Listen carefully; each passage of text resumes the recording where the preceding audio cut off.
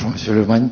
Alors ces derniers jours en Afrique, il y a eu, comment vous dire, une sorte de finale de la Champions League de la fraude électorale. C'était pas entre le Real et Dortmund, mais il y a eu le Togo et le Tchad. Le Togo, il y a eu des élections législatives et le parti au pouvoir a raflé 108 des 113 sièges. Et le Tchad, où le président Mamad Déby, qui est arrivé au pouvoir par un putsch, s'est fait élire avec 61% des voix. Il y a eu des violences, notamment des tirs d'intimidation qui ont fait des dizaines de morts et de blessés au Tchad.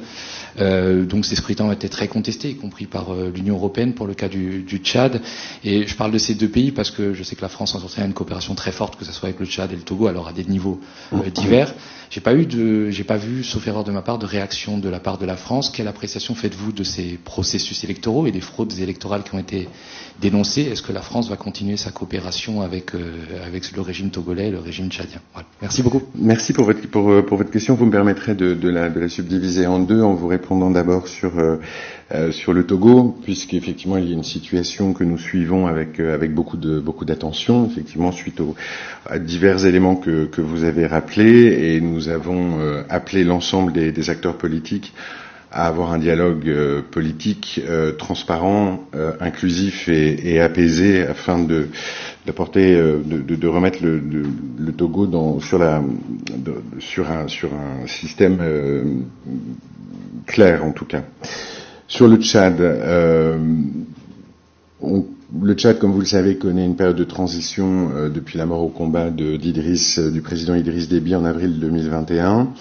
Et dans ce cadre, l'élection qui s'est tenue le 6 mai 2024 est une étape importante vers le retour à l'ordre institutionnel dans le pays. La France félicite le peuple tchadien qui s'est mobilisé fortement et dans la cohésion et le calme pendant la campagne et le jour des élections.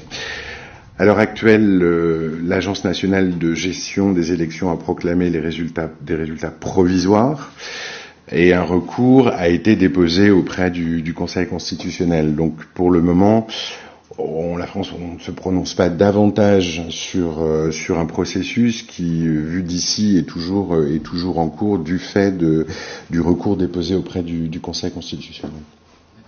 Et juste sur le Tchad, juste sur la question tchadienne, quelle appréciation faites-vous du rapprochement de Mamad Déby avec la Russie ces derniers temps? Il y a beaucoup de choses qui circulent, notamment sur un départ proche de l'armée française. J'ai pas d'éléments pour vous répondre sur cet aspect-là des choses.